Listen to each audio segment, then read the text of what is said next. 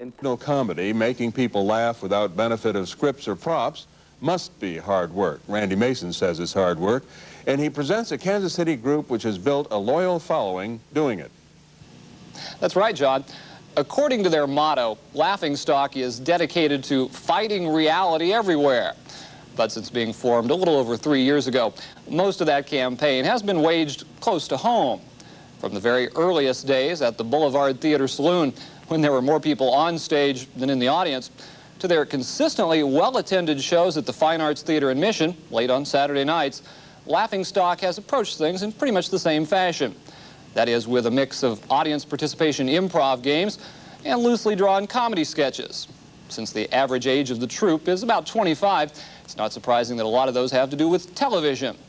For example, what if Calvin Klein and those ethereal obsession ads came to Sesame Street? Somewhere between A and C lies B. Brendan, what is that book you are reading? Beowulf. And where in the alphabet does that lie? Somewhere between A and C lies B. Brendan, what is that tropical fruit you are eating? A banana. And where in the alphabet does that lie? Somewhere between A and C lies B.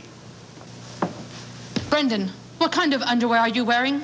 Blue bikini briefs. And where in the alphabet does that lie? Somewhere between A and C lies B. Somewhere between A and C lies B. We have had sketches where we thought, oh, this is too strange. Nobody's going to like this. But there's something about it that we really like that we put in the show, such as Waiting Room or Casablanca, which is just a sketch about frustration. And you put them up there and you think nobody's going to understand that. And then you get this amazing feedback.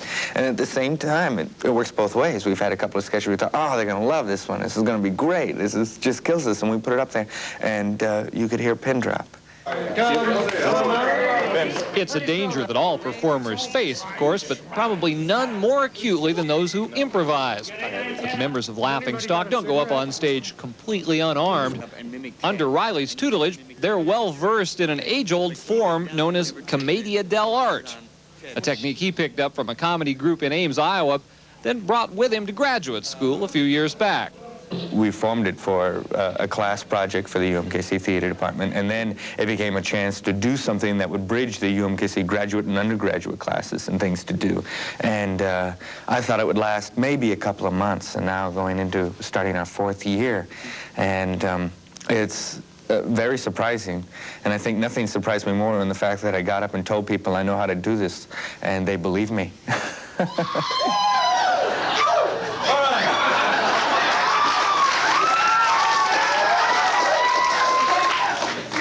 And what's some of the songs we can expect to see on the recording?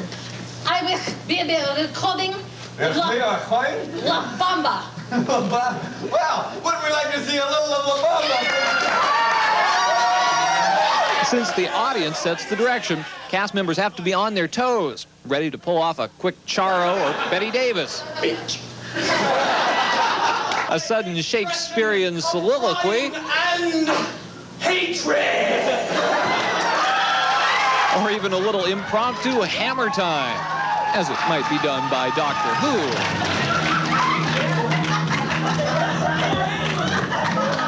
I think the biggest reason I do it is because of the response to it and the immediacy. You never know what it's going to be. You can look at a sketch, get the basic skeleton of it going through, you know where the sketch has to go, but how it's going to get there is anybody's guess. And that roller coaster ride is worth more than anything in the world. And I am actually better physically at physical comedy than and the quick wit stuff. That's one of my coming to workshops and things mean to me is I got to work on that quick wit, you know, being bright and thinking on your feet. So I can shut my mouth and think really well.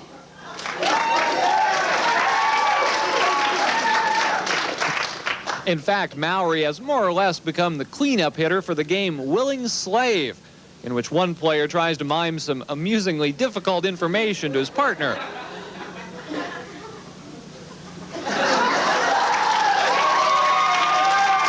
Several years of playing the game together helped Bethany Mule correctly identify that Kyle was shooting E.T. with toothpicks from a dart gun. Considerably less lewd than some of the other audience suggestions. You have to start somewhere, and that's where we started, and it's the easiest thing to do, I think. And happily, we're graduating to much better stuff. Certainly our sketches start to gravitate away from that and deal with some more complex ideas, and that's wonderful. How the Black Plague is affecting them. In the games, Riley says you always try and shop around, but sometimes end up going with the flow. I think the weirdest ones sometimes are willing slaves, because they come up with really odd things. Feeding sushi to Helen Keller was kind of an odd one.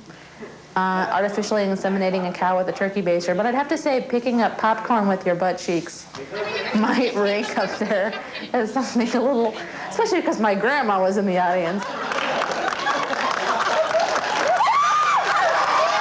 Now, in general, there aren't too many grandmas at laughingstock shows.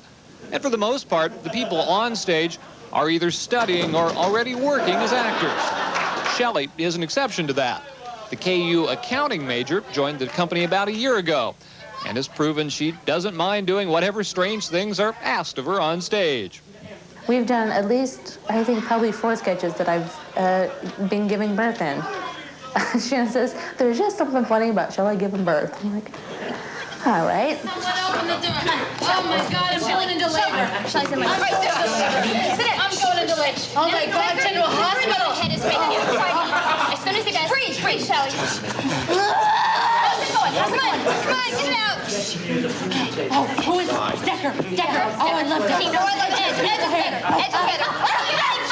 Bring it out. Come on. He's my head free. Push. You got my gun. He's got my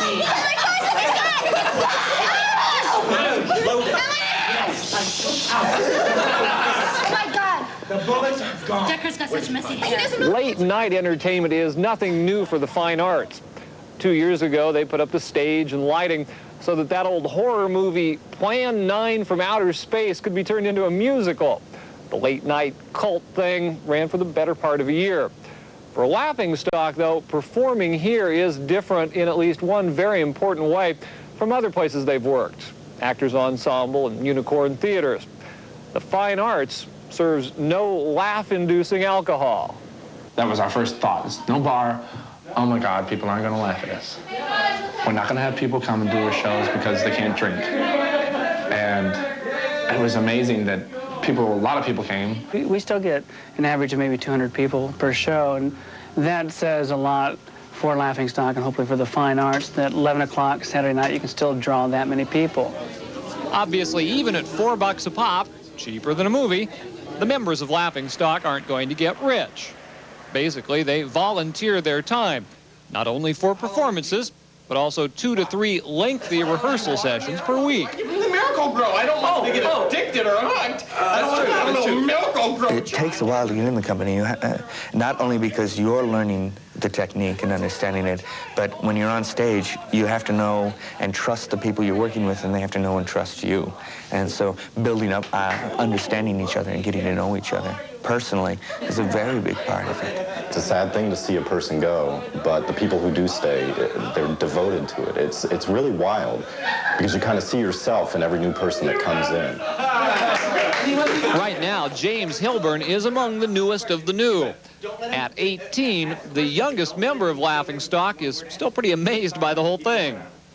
I can't believe how all those people hear of us and then come out and, I know, I've met a few people. I go, on campus, I walk around and people come up and they say, oh, I saw you on stage the other night and you're really good. It's kind of embarrassing and stuff. Good old time and all of a sudden A nurse walked in and she was the biggest breasted Yankee you ever did. Even with all the preparation, Riley admits there's a tradition in this kind of thing of baptism by fire. Sometimes throwing people into unusual situations yields surprisingly good results. For Riley, the challenge is to keep them hungry, but make sure everyone gets enough stage time to want to come back for more. It's nice that after so long that we can get along so well. And I think going into this 4th year, it's the finest combination of personalities I've ever had. They're really very supportive and very different. Everyone's unique. Nobody is irreplaceable, but there's no one who has anyone who's quite like them. Okay, now, Shannon, just stand here and wait for me, okay? Don't move, just stand here and wait. Wait for me, stay, all right? Wait, stay. I gotta get her a dog. Here for a seat? Sure you will. Oh, ooh, that's the back of my knees. That's the tenderest part of my body. I'm sitting in the waiting room. That guy's got a lot of aggression. Cigarette? Well, actually, I don't smoke. Now I do. Can I take a cup while you're waiting? Well, it was new. Sure. No smoking in the waiting room. Oh, that reminds me of Catholic school. Could you take this down? Sure. What? Excuse me, That's my coat. Did you get that? What? Well, yeah, well, no, Shannon. Yes? I'm here to wait for you. Oh, good. Then stand right here. Stay.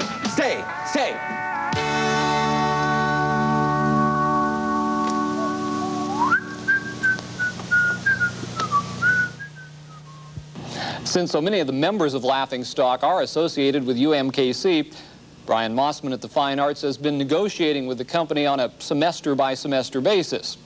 The next live show, by the way, will be Saturday, January 26th, 11 p.m. at the Fine Arts. Well, next week it's off to the CEC. That's Cultural Education Center, Johnson County Community College, a new performing arts center that may be second to none in the